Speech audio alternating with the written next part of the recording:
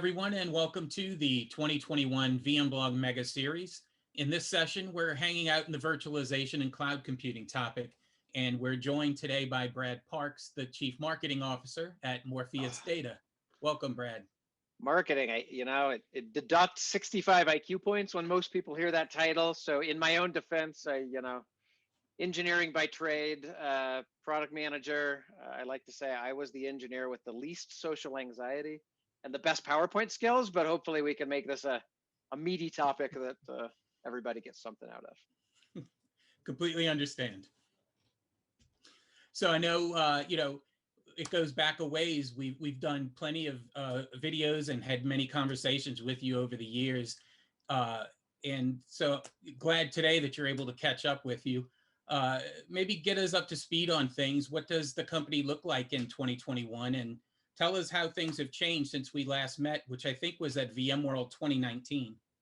Yeah, an entire pandemic ago. So yeah, it's who would have thought that I would be wishing for an opportunity to go to Las Vegas for a technology show, right? After spending a dozen times a year, now I kind of want to go back, but hopefully later this year or next year. But yeah, 2020 certainly was interesting for everybody. For ourselves, even taking a step back from obvious pandemic-related concerns, we've seen customers themselves mature a lot over the last 12 to 18 months in their use of cloud automation, of private cloud, of hybrid cloud. So it's been a great time to be at Morpheus. We grew, I want to say about 70% in 2020, which, and for most companies that flat was pretty good in 2020. So we're very excited about that. We're probably in more proof of concepts and customer deployments today than we've ever been in, and I think a lot of that has to do with kind of the gap between the haves and the have-nots over 2020. I think customers that had a foundation around automation, around self-service and cloud use, found that they were able to respond pretty quickly to some of the new demands that brought upon us by COVID-19. And those who didn't have it suddenly had a lot of energy around getting their act together and doing more around automation. So it's been fun. Well, it's good to see you again, Brad. This time I'm out from behind the camera. It's great. I'm glad David let you out of the box. So. For those of us that are new to Morpheus, could you give us kind of a summary of where you fit into the landscape of virtualization and cloud computing? Yeah, for sure. And it's interesting to, particularly for VMblog, right, coming out of a basis of virtualization, right? I think 5-6 years ago, oftentimes people would think private cloud, and some might equate slightly better VMware or slightly better virtualization to a private cloud. But really, where we fit and what we provide customers is that full end-to-end public cloud experience out of their on-premises infrastructure, while at the same time providing governance, reporting around in enterprises public cloud use. So true hybrid cloud in that sense of the word. And for us, when we say cloud, we mean anything that is elastic and on demand. So that could certainly be your on-premises vSphere, Nutanix, could be bare metal servers, could be Kubernetes clusters. So we want to make sure that the gap between developers, who are the ones requesting the things, right, and ops, who are tasked with delivering the things, is as narrow as possible. So at its heart, that's what we do. We enable self-service for development teams to request application stacks, databases, other services at a click of a button or at a call of an API, stand up those environments in minutes, and then tear them down at will, independent of what underlying infrastructure they have to run through. First, congrats on the growth of your company and the number of customers that you've been acquiring over this difficult time. Thank you. What challenges do your customers find when they're trying to modernize their automation processes inside their organizations? Yeah, it's I think twofold. people and process is always balanced out by tools and technology, but you can't do one without the other. And even as we're a platform vendor, we are a software provider, but sometimes when I hear stories from our customers or our sales teams, I find that oftentimes they play the role of organizational psychologist as much as they do, software vendor. And it's interesting.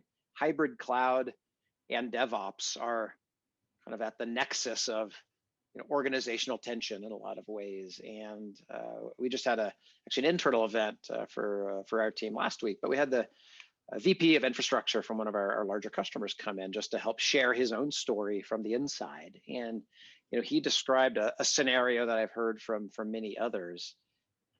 He represents classic IT and really what's being refocused as platform engineering for a lot of our customers as the kind of the team that is starting to galvanize around this space.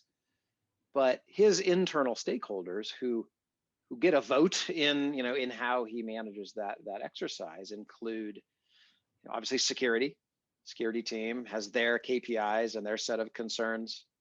You've got the app dev team, right, has their boundaries of what they need out of hybrid cloud, and then finance is a very important one, particularly in 2020. I don't think any IT leader got anything done without managing how they dealt with the finance team and the purse strings. Not that that's always been a reality, but economics of 2020 made it much more of a top level ask. So we found that for us, success came in being able to help those internal IT champions that we had navigate those different roles, right? And making sure that the security team or the DevSecOps, focused folks could get vulnerability scanning, policies, attention to their needs, while at the same time giving app dev tools that got IT out of the way.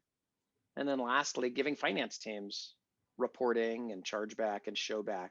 And I think more and more we're seeing that full stack becoming critically important, because at the end of the day, it's the same platform team that has to manage it. And if they can do that with one or two tools versus 7 or 8, it just makes everybody's life easier.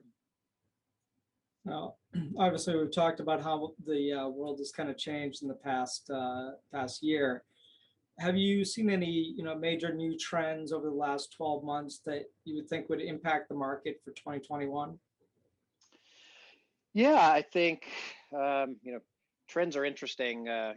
Marketing guys like me or analysts or bloggers, right? Prognostications are always a fun, kind of January, December topic. And then, we're now in April or May, you can see how many of those start to come to fruition. But a couple of biggies that we started seeing even, let's say 18 months ago, but are hitting their stride. One of the big ones is Kubernetes and the need for that same centralized platform team to not only provide self-service and tooling around the VM estate, but also they're now operationalizing those enterprises' use of container platforms. So that's a big one, and we can hit on that maybe in even a little bit more detail.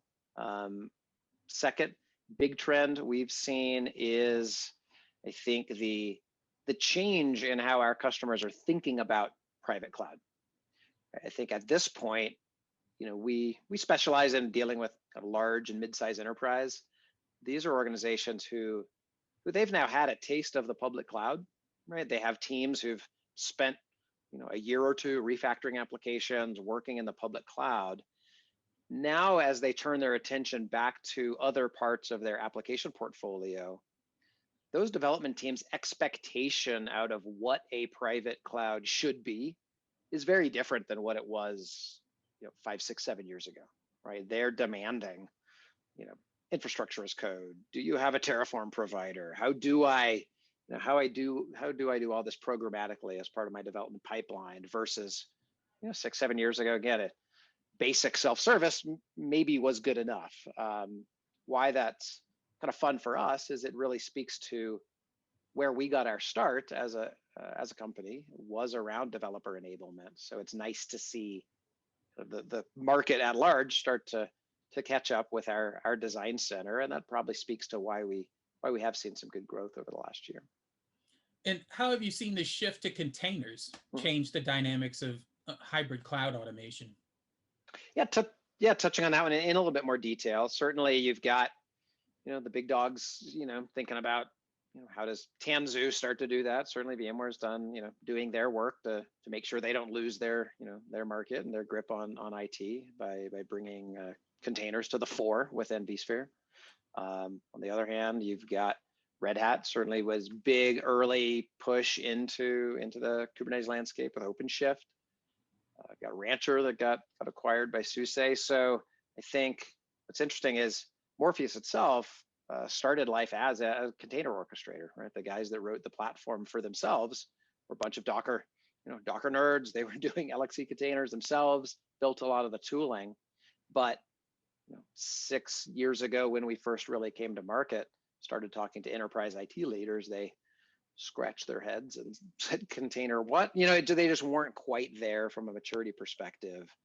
Fast forward not that long in linear time scale, now it's everyone is looking to figure out how do they take advantage of self-service platforms like Kubernetes without kind of adding to their tool sprawl. So I think the real key for a lot of platform teams that we're working with is they're inheriting these Kubernetes clusters that app dev teams or business units may have kind of spun up in isolation over the last year or two, kind of playground sandboxes, but those are now becoming production ready. They need operational rigor. They need kind of the true wrapper of enterprise IT. And so as those are coming into the fold, it's very similar to what we saw with just cloud use in general over the last 4 or 5 years, right? You had central IT inheriting public cloud accounts and trying to wrap governance around it. So we see trend-wise the same platform team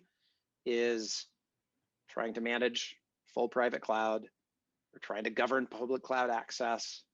They're trying to operationalize Kubernetes. It's a big job. I joked early on, I was an engineer and an IT guy once upon a time. I don't think I'd walk back into it. The level of complexity that they're wrestling with now is mind-boggling. Just the number of tool vendors alone who own a piece of that. So yeah, our goal is to help them simplify that and reduce tool sprawl as much as possible within the same platform. How is Morpheus different from your competitors? Why would someone prefer your offerings over those that other people are providing in the industry? Yeah, I always a good question. Get straight to the heart of the matter, and without, I'm not one to call out people by name, but I'll categorize some groups of solutions out there in the market, and where we see them playing and where we see ourselves doing quite well. I think on the macro scale, there were a lot of I'll call them first generation, early entrants into cloud management that were formed kind of 2010 to 2012, a group of vendors that really designed platforms and products and tools around the needs of the day. And if you think back to that time frame, you had central IT was very worried about scary public cloud, stealing their jobs and everything going to the public cloud. So it was very ops heavy, command and control, try and slow down this the stealing of the cloud estate. The challenge was a lot of those early tools, when they were kind of provided to the development community, just didn't even come close to meeting the needs of what developers actually needed. And that's why they continued to go around IT and go straight to the public cloud. So that's kind of one end of the competitive spectrum, kind of first generation, early players around, realizing the value of automation in these VMware environments and on-prem. On the other end of the spectrum, we also see a lot of organizations who have struggled to kind of build their own platforms, right? There was never one answer to how to get this done. So we have app dev teams who will take, let's say, Terraform plus Ansible and just a bunch of brain power and write their own sets of scripts to kind of get this done on their own. Challenge is kind of the reverse polarity. When that comes over to classic ops, the IT team is saying, well, you're You're not even thinking about the CMDB in ServiceNow. There's no sense of policy management. Don't even get me started on cost management with the finance guys. That's not a sustainable model, just you building it yourself. So there's this tug of war between kind of heavily ops centric, call them legacy or early generation stacks, and kind of very dev heavy, modern stacks, but that are kind of missing some of the classic IT needs. For ourselves, one of our biggest differentiating points is we're in the right spot at the right time, keeping both of those as first-class design centers for us. Moving beyond that, what we hear from customers more often than not is time to value. And actually, we just got off of an interview with a big university customer. We were doing a case study, and so it was interesting to hear their story. And they echoed back a lot of what we hear from others, which was time to value was a big factor for them. I've joked that orchestration and automation is a lot like painting the White House or painting the Golden Gate Bridge, right? You're never done, because as soon as you kind of get around one side, it's time to start over, because the underpinning tooling that these open source projects developers are using, the other tools they're changing so fast. If it takes you 9 months to roll out your VMware based automation stack or your hybrid cloud automation stack, you've kind of lost before you've started. So for us, our big differentiator is the way we integrate into the tooling that is already there, right? We can very quickly connect, vSphere, your IPAM, your public cloud accounts, DNS providers, to get to a full private and hybrid cloud in a matter of literally hours or days, versus what is oftentimes weeks or months if you're having to do a whole lot of scripting and plugins and professional services around it. So that's probably our single biggest thing we hear is time to value. Second one is agnosticism, right? We love VMware. I think one of the first times we met you guys was at VMworld when we won Best of VMworld. It was great. But you've got more and more companies who don't maybe want to be all in from an automation perspective with a single platform technology, particularly in the larger enterprises. It's very messy and heterogeneous. So because all we care about is orchestration and automation, we don't have a dog in the fight when it comes to your hypervisor decision, your public cloud decision. We want to be an abstraction layer to simplify that downstream platform technology choice. So those are probably the highlights. Now, Brad, I'm a visual guy, and one of the things I like when we do meet face to face at these trade shows is you walking us through a demo of your product. I know we're here online and we have the ability to share screens, so I was hoping, if you wouldn't mind, if you could share your screen and just kind of walk us through a demo of the product. Yeah, absolutely. Always dangerous asking a guy with marketing in his title to go jump into a sandbox, but silly engineers gave me credentials, so let's go have some fun. All right, so here we are. This should look somewhat familiar since both of you guys have visited us in person at KubeCon, at VMworld, other events. But I'll highlight a couple of new things, and as well as some foundational elements. A full proper Morpheus demo with a customer can take an hour, right, to really get into the details. So I'm just going to hit some of the high points. This is our core GUI. I mentioned that one of the big use cases for Morpheus is exposing self-service to developers, right, in a way that puts guardrails around what they're doing. So you can see here, I'm logged in as an admin. God knows why they gave me that much power, but I can add clouds, I can muck up the network, I can go design my own pricing plans for my internal private cloud. But I'm actually going to go into our tenants section. So we are a multi-tenant platform. That's why we do very well in large service providers or large enterprises that have business units. I'm going to go into our Pied Piper tenant, and I'm going to kind of change hats. Dinesh Chugtai, for those who follow the HBO TV show, he is a developer, right? That's his core job.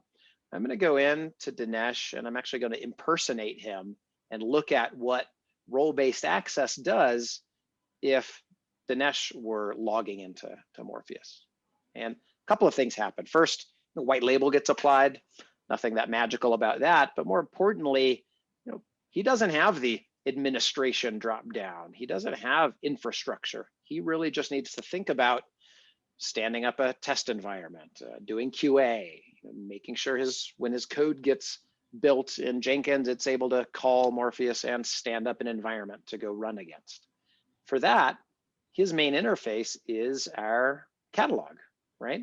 Classically, we'll work with enterprises who will curate this catalog themselves, use their golden images, manage the patching, attach automation to them. In this case, if I pick on Apache, this is represented here as either a container-based image, or we can do it as a VM. So it's probably an interesting one to pick on. Dinesh is a member of a group, the dev team in this case, which informs which clouds he can provision into. So we'll pick on VMware since this is VMblog. I've got a naming policy that's been set by my admin. Click next. So as a container, this is going to give me the option to provision this into a namespace that I have spun up. Could be one that Morpheus provisioned, or it could be a brownfield Kubernetes environment from, let's say, an OpenShift or another third-party tool. But I'm going to switch this, and we're just going to do a basic VMware-based Apache instance on Ubuntu. So this form is dynamically changing based on the type of application and the cloud I'm provisioning into. If this were AWS, choice points would be very different. Things like provisioned IOPS and other AWS specific primitives. So I pick a storage pool, pick a network. When I start doing things like networking though, you can start to see some of those integration points coming to bear. In this case, it's going to actually go and grab an IP address dynamically from info blocks without a ticket ever having to be raised with the networking team. I could go ahead and spin up users on this box. I could set up scaling. So if I wanted to horizontally scale this instance behind a load balancer, all of those are available to Dinesh as a developer without having to go log yet another ticket with IT. He can attach automation to this instance. We have phase-based automation. So this can mean different triggers at start, at stop, reconfigure, shut down, a whole bunch of different phases that you can attach for the life cycle of this app. Could even deploy code. We can tie this into Git. We know it's a website, let's say, the Pied Piper website. We could version and actually push this as part of this provisioning action. I talked about load balancer, scaling, backups, and more. So really it's kind of the core of the developer experience from the GUI perspective. Could also do all of this via API and just build it into your CI/CD pipeline. Hit go and done. Really, it's that full public cloud experience just brought on-prem.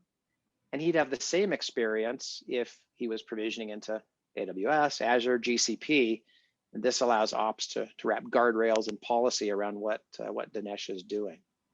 One of the new pieces, though, that I would like to do a quick highlight on, if I quit impersonating Dinesh, one of the things we came out with last year is this concept of a persona-based user interface.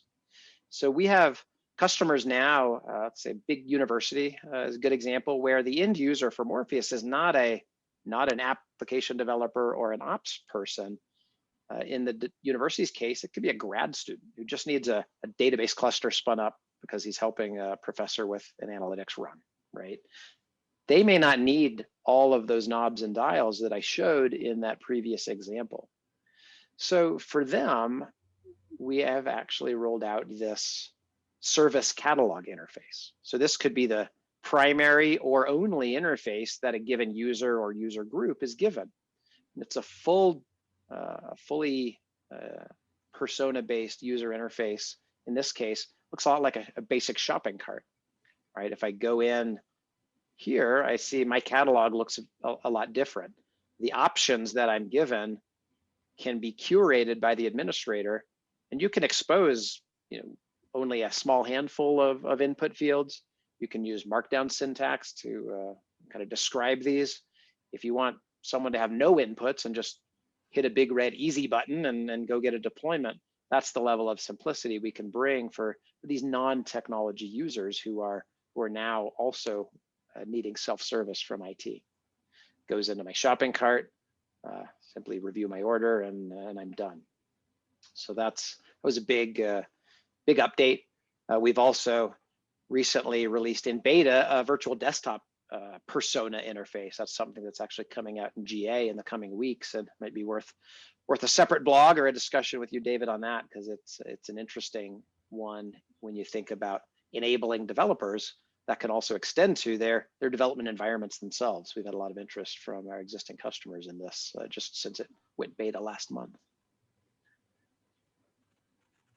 So that is the at a glance Morpheus demo. Obviously, loads more we could get into around reporting, around analytics, where you can cover things like costing, slice and dice that for showback and chargeback, even have built in AI ops based guidance to help people right size their environments, both on-prem as well as in the public cloud. But I better stop before I get going strong, because I could talk about Morpheus and demo it for an hour nonstop. So, but hopefully that's a little taste. You can stop by the web. We've got a lot of demos and routinely do webinars if people want to jump on and see the full story. Well, Brad, thanks for that great informative demo. Where can people go if they want to find out more information about Morpheus and some of the things you've talked about today? Yeah, sure. Certainly the website's a good place to start. So morpheusdata.com, easy to find. We've got case studies, white papers, videos, all the usual things you'd expect from a tech vendor. We also do regularly engage with customers on Twitter. We're actively developing our community. I think one of the things, particularly knowing the types of folks who review your content and engage with you on the blog, we do have a community edition of Morpheus. We've had close to 1,500 people download that and install it since we released that early last year. We're actively looking for folks to contribute to some of our open source projects. We do have a plugin architecture. You can go to developer.morpheusdata.com, get some info about that, as well as things like our Terraform provider. So for the technologists who may have tuned out when they heard marketing in my title, tune back in, here at the tail end. We are actively looking for engagement from the community. Encourage you to download that community edition. You can engage with us on Reddit, some of the chat boards, LinkedIn, Twitter, and elsewhere. So you can also just email me directly. I'm Brad at morpheusdata.com. I'm easy to find, and if you can't find it online, just hit me up and I will connect you to the right place. Well, thanks for being part of our mega series, and we look forward to talking with you again, maybe next time in person. We hope so. I appreciate it. Thanks, guys, for the time, and yeah, have a good rest of your 2021. I hope it treats you better than 2020. You're setting the bar low. Hey, I try. I hope you enjoyed this video. If you want to see more from our cloud technology partners, please hit the like button and subscribe. And if you want to get notified next time we post a video, please hit the subscribe and the bell notification. Very important.